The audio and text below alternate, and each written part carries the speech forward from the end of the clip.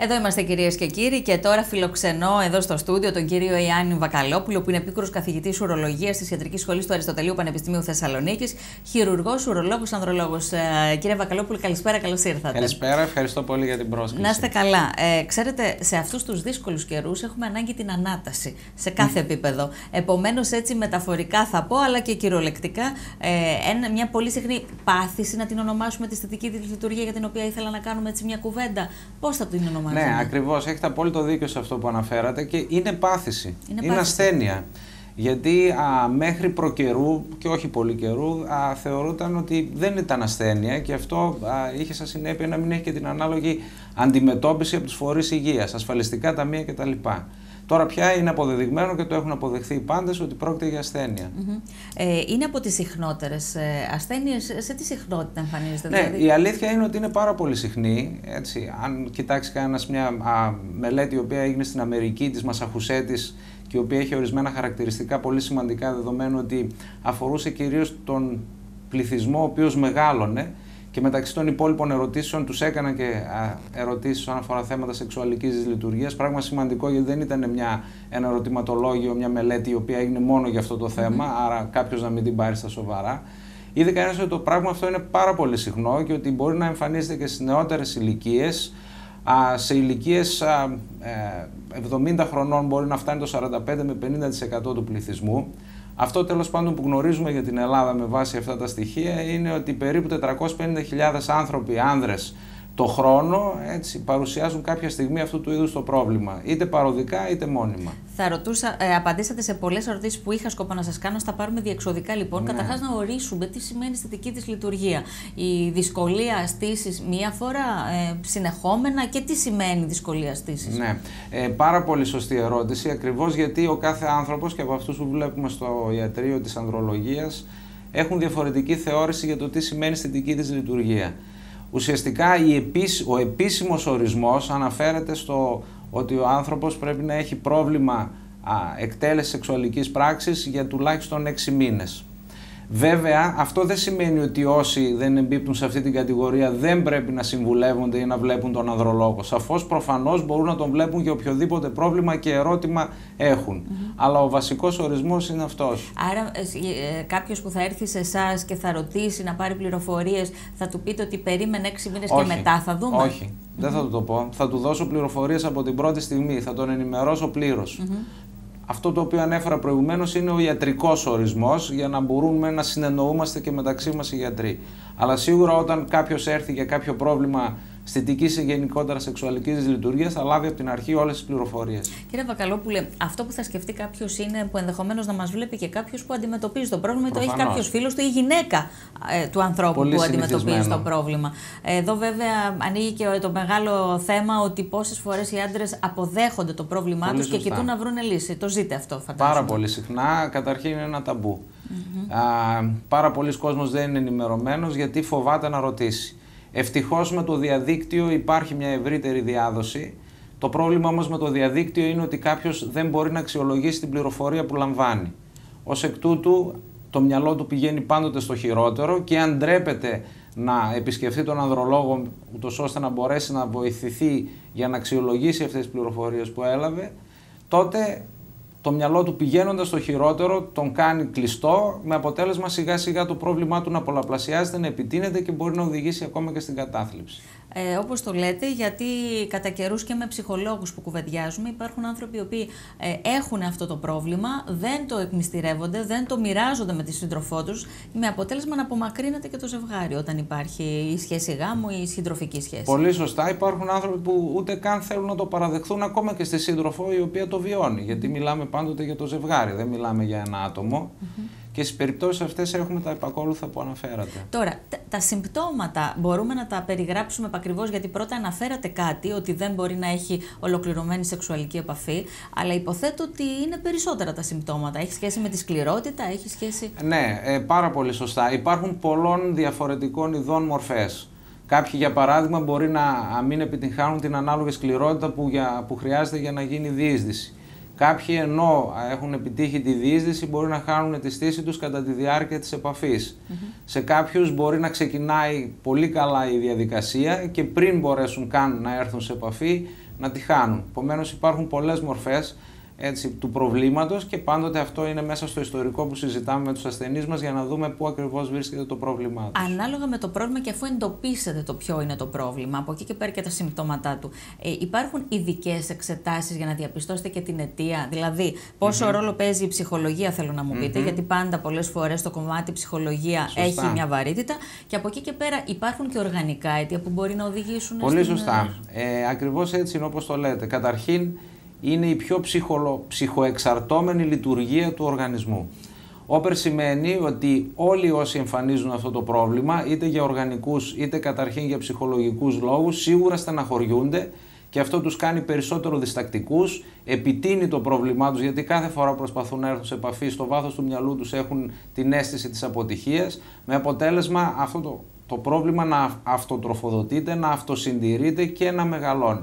Ουσιαστικά λοιπόν, για να απαντήσω ευθέως στην ερώτηση, υπάρχουν δύο μεγάλες κατηγορίες της δικής λειτουργίας. Αυτές που είναι αμιγώς ψυχογενείς και αυτές που ξεκινούν σαν οργανικές και βέβαια πάντοτε επιβαρύνονται και με τον ψυχολογικό παράγοντα.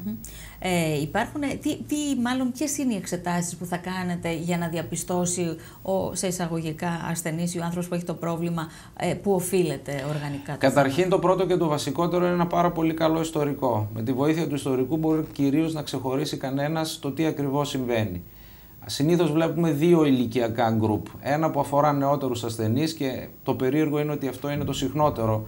Αλλά είναι το συχνότερο γιατί αυτοί ανησυχούν και ενδιαφέρονται περισσότερο, και ένα μεγαλύτερο ηλικιακό γκρουπ. Όταν μιλάτε για μικρή ηλικία, για νεαρή ηλικία, οποιαδήποτε ηλικία. Μπορεί και 20 χρονών ένα παλικάρι, παραδείγματος χάρη, να παρουσιάσει αυτά. Βεβαίως, μπορεί και 20 χρονών. Τώρα, τα μεγαλύτερα γκρουπ συνήθως έχουν προβλήματα οργανικά και συνήθως αυτά είναι πολυπαραγωγικά. Δεν είναι μόνο ένα, είναι πολλά. Και από εκεί και πέρα επιβαρύνονται και με το πρόβλημα το ψυχολογικό. Τα νεότερα άτομα συνήθως ξεκινούν με ψυχολογικό πρόβλημα, αλλά όπως είπα και προηγουμένως, αυτό πάντα ανακυκλώνεται και επιβαρύνεται.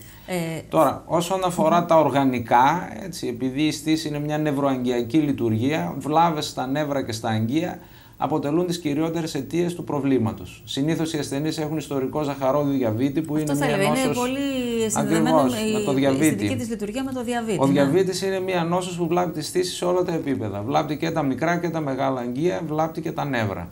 Επίσης προκαλεί και άλλου είδους σεξουαλικές δυσλειτουργίες, ιδιαίτερα στα άτομα με νεανικό διαβήτη. Ακόμη και αν είναι ελεγχόμενος Ακόμα και αν είναι ελεγχόμενος, ναι. Δυστυχώς, προφανώς βέβαια ότι όσο πιο ελεγχόμενος είναι, τόσο πιο πολύ οι βλάβες αυτές θα καθυστερήσουν να εμφανιστούν.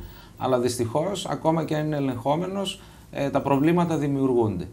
Από εκεί και πέρα, νευρολογικές βλάβες πάσης φύσεως. Παραδείγματος χάρη, μια κάκωση του νοτιαίου μυελού, σκλήρυνση κατά πλάκας, ή ασθενείς που υπόκεινται σε μεγάλες επεμβάσεις στην πίελο για καρκίνο, προστάτη ή ουροδόχου κίστεως. Ορμονικές μεταβολές μπορούν να δημιουργήσουν προβλήματα, πράγμα το οποίο φαίνεται κυρίως στους μεγαλύτερης ηλικίας άνδρες που φυσιολογικά έχουν μια μείωση των ανδρογόνων τους. Οι παθήσεις του προστάτη επίσης. Και οι προστατίτιδες, οι φλεγμονές στις νεότερες ηλικίες, αλλά και η υπερπλασία και ο καρκίνος στις μεγαλύτερες ηλικίες μπορούν να δημιουργήσουν προβλήματα. Άρα... Και τέλος, φάρμακα, πολύ σημαντικό. Και τα φάρμακα και βασικά τα ψυχοφάρμακα, οποιασδήποτε κατηγορίας ψυχοφάρμακα, από τα απλά ηρεμιστικά μέχρι και τα βαρύτερα, δημιουργούν προβλήματα στη στήση. Και όσο και αν ακούγεται περίεργο, πολύ συχνά και καρδιολογικά φάρμακα, κυρίως αντιυπερτασικά. Έτσι, μιλάω για κατηγορίες φαρμάκων που ο κόσμος καταναλώνει πάρα πολύ συχνά, μπορεί να δημιουργήσουν προβλήματα στη στήση. Για να φτάσουμε κάποια στιγμή στις δυνατότητες και στο τι πιθανότητες θεραπείας έχουμε, από αυτά που λέτε αντιλαμβάνομαι ότι μπαίνει σε ένα κικαιώνα εξετάσεων και διερεύνησης ο άνθρωπος που έχει το πρόβλημα. Κοιτάξτε να δείτε, όχι, δεν είναι έτσι. Δηλαδή άμα τα διερευνήσει όλα αυτά, μην έχω την κάκωση, μην έχω από το ένα. Κοιτάξτε, όχι, δεν είναι έτσι. Τα πράγματα είναι πολύ πολύ πιο απλά. Ουσιαστικά, παίρνοντας ένα καλό ιστορικό, ιατρικό και ψυχοσεξουαλικό, μπορεί κανένας να κατευθυνθεί πάρα πολύ εύκολα στο τι περίπου συμβαίνει. Έτσι, με ένα βασικό εργαστηριακό έλεγχο, ο οποίος περιλαμβάνει έναν βασικό αιματολογικό έλεγχο, ορμονικό έλεγχο και εξετάσεις προστάτη, πολύ γρήγορα μπορεί να γνωρίζουμε. Συνήθως δηλαδή. Έτσι μπορούμε να έχουμε μια πολύ καλή αντίληψη του τι συμβαίνει. Τώρα, υπάρχουν κάποιες ειδικές περιπτώσεις, στις οποίες μπορεί να χρειαστούν κάποιες πιο εξειδικευμένες εξετάσεις, που είναι ειδικοί υπέροχοι που μετράνε τη ροή του αίματος στα αγγεία, όπως και κάποιες άλλες εν πάση περιπτώσει, αλλά συνήθως αυτές αφορούν μικρό ποσοστό ανθρώπων. Το κακό, μόνο να επιτρέψω να συμπληρώσω, είναι ότι πραγματικά οι άνθρωποι πιστεύουν ότι θα έρθουν σε εμάς, θα βρούμε την αιτία του προβλήματός τους, θα τη θεραπεύσουμε και θα γίνουν καλά. Ενώ εδώ θέλω να φτάσουμε στη θεραπεία. Τι πιθανότητες θεραπείας, σε τι συχνότητα θεραπεύεται κάποιος, ή αν υπάρχει μισή θεραπεία, δηλαδή κάτι πετυχαίνει, αλλά όχι αυτό που θα πρέπει. Κοιτάξτε να δείτε, δυστυχώς αιτιολογική θεραπεία υπό την έννοια ότι βρίσκουμε την αιτία, τη θεραπεύουμε και λύνουμε το πρόβλημα, είναι σπάνια.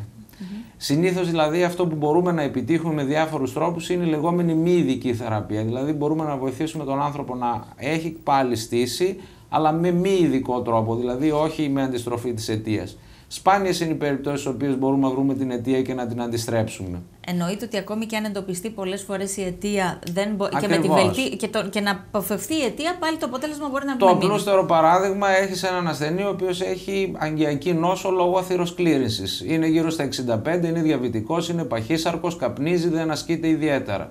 Τα αγγεία του έχουν σοβαρό πρόβλημα. Όλα τα αγγεία. Επειδή όμως τα αγγεία της στήσης είναι μικρά αγγεία, παραβλάπτονται πολύ νωρίτερα. Αυτή τη στιγμή δεν μπορούμε να αποκαταστήσουμε την αιμάτωση εξαιτίας της αθυροσκλήρυνσης.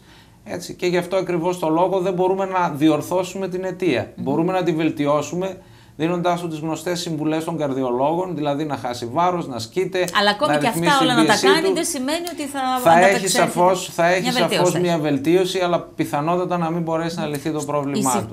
Τα αίτια στους νέους, στην αισθητική της λειτουργία των νέων, ποια είναι πιο συχνά? Συνήθως, όπως είπα προηγουμένως, το πιο συχνό αίτιο είναι ψυχολογικοί παράγοντες. Όταν κάποιος, παραδείγματος χάρη, είναι λίγο ευαίσθητος και έχει μια απαγοήτευση για τον ΑΒ τρόπο από 1, 2, 3 συντρόφους κτλ.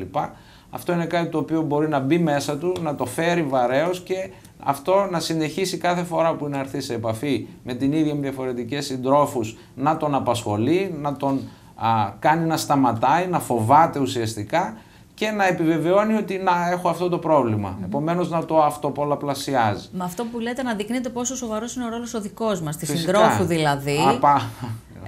Που παίζουμε ίσως καταλυτικό ρόλο. Καταλυτικότατο. Είναι προφανές ότι αν έχεις μια σύντροφο η οποία φέρεται επιθετικά ή απαγοητεύεται, είναι φυσικό η σύντροφος να απαγοητεύεται, γιατί πολύ συχνά θεωρεί ότι ο σύντροφός της δεν τη θέλει, δεν τη βρίσκει ελκυστική. Αυτό είναι ότι πολλές γυναίκες το παίρνουμε πάνω μας, ότι φταίμε εμείς δηλαδή. Ακριβώς. Αυτό μπορεί ανάλογα με το χαρακτήρα της συντρόφου να εκδηλωθεί είτε με περιορισμό της επικοινωνίας ή μπορεί να εκδηλωθεί με επιθετικότητα. Και στη μια και στην άλλη περίπτωση είναι πολύ κακό. Το βασικότερο είναι η βοήθεια, έτσι.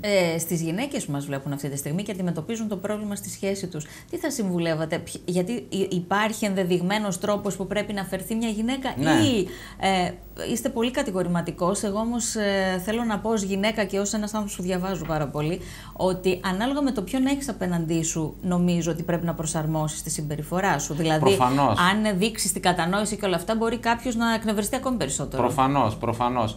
Εν πάση περιπτώσει, για να απαντήσω γενικά σε αυτό που με ρωτήσατε, η πρότασή μου είναι να φερθεί στην αρχή η σύντροφος με κατανόηση επιβοηθητικά, αλλά παράλληλα να πιέσει το σύντροφό της να αναζητήσει μια ιατρική συμβουλή από τον εξειδικευμένο γιατρό.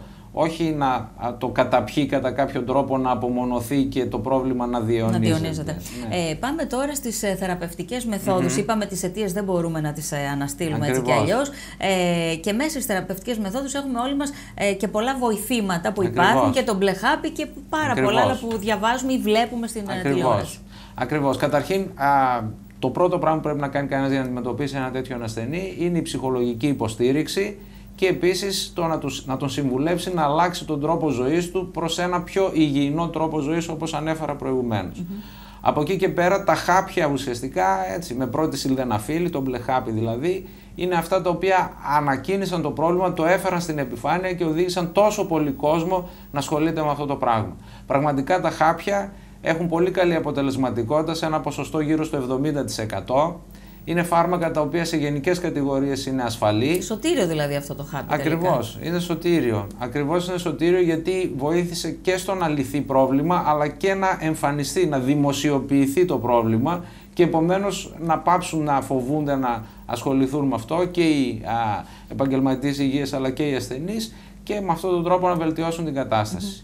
Σε αυτό το σημείο θέλω να διευκρινίσετε, κύριε Βακαλόπουλε, επειδή αυτή η εκπομπή δεν θέλουμε να δίνουμε αποσπασματικές πληροφορίες, οι οποίες μπορεί να παραπλανήσουν κιόλας τον κόσμο.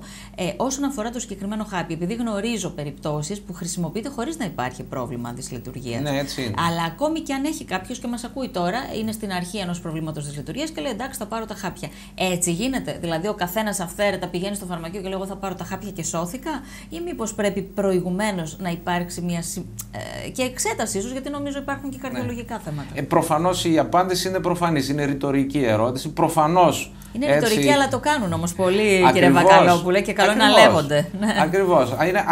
Ακριβώς έχετε πιάσει ακριβώς το τι ακριβώς γίνεται. Δηλαδή, στην πλειονότητα των περιπτώσεων, οι ασθενείς, οι πάσχοντες πηγαίνουν στο φαρμακείο και ζητούν τη συμβουλή του φαρμακοποιού. Είτε έχουν πρόβλημα, είτε πολλές φορές και δεν έχουν. Διότι η αλήθεια είναι ότι τα χάπια βοηθούν και τους υγιείς, ενισχύουν και τους υγιείς, είναι ενισχυτές της φυσιολογικής λειτουργίας και επομένως μπορούν να τους βοηθήσουν να πετύχουν καλύτερες επιδόσεις. Προφανώς όμως δεν πρέπει να γίνεται έτσι και πολύ σωστά επισημάνατε προηγουμένως ότι μπορεί να υποκρύπτονται σοβαρότατα προβλήματα υγείας. Παραδείγματος χάρη, το πιο απλό είναι το εξής. Γνωρίζουμε πια από μελέτες και από τη βιβλιογραφία ότι το 30% των ασθενών οι οποίοι εμφανίζουν μια όχι εύκολα εξηγήσιμη από κάποιο τραυματικό ψυχολογικό γεγονός σεξουαλική δυσλειτουργία, ακόμα και σε νέα σχετικά ηλικία, από τα 30-35 και πάνω, έχουν πιθανότητες σημαντικότητες στα επόμενα 3 χρόνια να αναπτύξουν καρδιαγγειακή νόσο, έμφραγμα με όλα τα συνεπακόλουθα. Ακριβώς γιατί η αισθητική δυσλειτουργία οφείλεται σε βλάβη αγγείων που είναι πολύ μικρά, αλλά δίνουν πολύ γρήγορα ένα καμπανάκι προβλήματος, ενώ τα μεγαλύτερα αγγεία όπως είναι της καρδιάς του εγκεφάλου ή τα αγγεία των ποδιών, μέχρι να παραβλαφθούν περνάει πολύ περισσότερος χρόνος και έτσι η νόσος, η αθυροσκλήρυνση συνεχίζει να εξελίσσεται και να τους βλάπτει γενικότερα και όχι μόνο στο θέμα της στήσης. Άρα προφανώς έτσι όλοι αυτοί οι άνθρωποι θα πρέπει να εξετάζονται. Ναι. Εν κατακλείδη, κύριε Βακαλόπουλε, έχοντας κάποιον άνθρωπο απέναντί σας που αντιμετωπίζει το πρόβλημα, ποια είναι η πορεία που πρέπει να ακολουθήσει για να έχει το καλύτερο δυνατό αποτέλεσμα όσον αφορά τη θεραπεία? Πολύ σωστή ερώτηση. Όπως είπαμε και προηγουμένως, αφού ακολουθήσει κανένας τα προαναφερθέντα, δηλαδή ψυχολογική υποστήριξη, αλλαγή του τρόπου ζωής και χάπια, που είναι το απλούσιο και το ευκολότερο, εάν για τον ΑΒ λόγο δεν τον βοηθούν τα χάπια, όπως συμβαίνει σε ένα αρκετά μεγάλο ποσοστό ασθενών, γύρω στο 30%, ή αντενδείκνυται λόγω άλλων φαρμάκων που παίρνει, η δεύτερη γραμμή θεραπείας που μπορεί να ακολουθήσει κανένας είναι οι ενδοπεϊκές ενέσεις. Ουσιαστικά μαθαίνουμε στον ασθενή, και υπάρχει και ειδικό πιστολάκι όπως αυτό που χρησιμοποιούν οι διαβητικοί, να κάνει ενέσεις στο πέος του με αγκιοδιασταλτικό φάρμακο και με αυτόν τον τρόπο να επιτυγχάνει μια καλή στήση. Εάν ούτε αυτό λειτουργεί, ή αν ο ασθενής μας είναι σχετικά νέος και έχει μια κατάσταση η οποία προϋποθέτει ότι δεν πρόκειται να αποκτήσει ξανά τη στήση του, παραδείγματος χάρη έχει υποστεί μια ριζική προστατεκτομή για καρκίνο προστάτη, υπάρχει ένα ειδικό εμφύτευμα το οποίο λέγεται πεϊκή πρόθεση και το οποίο ουσιαστικά είναι ένας μηχανισμός υδραυλικός, ο οποίος τοποθετείται με μια απλή σχετικά επέμβαση μέσα στο πέος και το οποίο αποκαθιστά πλήρως τη στήση του 100%. Επομένως, το θετικό σε αυτές τις περιπτώσεις είναι ότι όλες οι περιπτώσεις, όλες ανεξαιρέτως αιτιολογίας, μπορούν με τον α ή β τρόπο να αντιμετωπιστούν. Αυτό είναι το πιο σπουδαίο και έτσι αισιόδοξα καταλήξουμε. Η ερωτική συνέβρεση είναι ό,τι πιο όμορφο έχει στη ζωή του ένας άνθρωπος. Γι' αυτό μην καταδικάζει, αυτό θα έλεγα εγώ έτσι μια απλή πολίτης αυτής της χώρας, μην καταδικάζει τον εαυτό του και τη σύντροφό του, μην καταδικάζει στο να μην έχει αυτή την ευχαρίστηση και να μην ζει φυσιολογικά. Με τη βοήθεια της επιστήμης σήμερα υποθέτω το πρόβλημα λύνεται πάντοτε. Μπορεί να μην γίνεται ειδική αιτιολογική θεραπεία, αλλά το τελικό αποτέλεσμα που ενδιαφέρει δηλαδή είναι η επίτευξη της στήσης με φυσιολογική αίσθηση κτλ. Και εξπερμάτιση μπορεί να επιτευχθεί. Ναι, το πιο βασικό από ό,τι καταλαβαίνω είναι η αναγνώριση ότι υπάρχει πρόβλημα. Προφανώς. Για να περάσουμε μετά, η συνειδητοποίηση δηλαδή, γνωρίζοντας φυσικά ότι μπορεί να έχει αίσιο τέλος η περιπέτειά μας. Κύριε Βακαλόπουλε, νομίζω ότι φτιάξαμε το μεσημέρι σε πολλούς σήμερα. Σας ευχαριστώ πάρα πολύ που ήσασταν κοντά μου. Διάλειμμα και επανερχόμαστε με κινηματογραφική λέξη Θεσσαλονίκης. Έρχεται πολύ ωραία ταινία, θα μάθετε σε λίγο.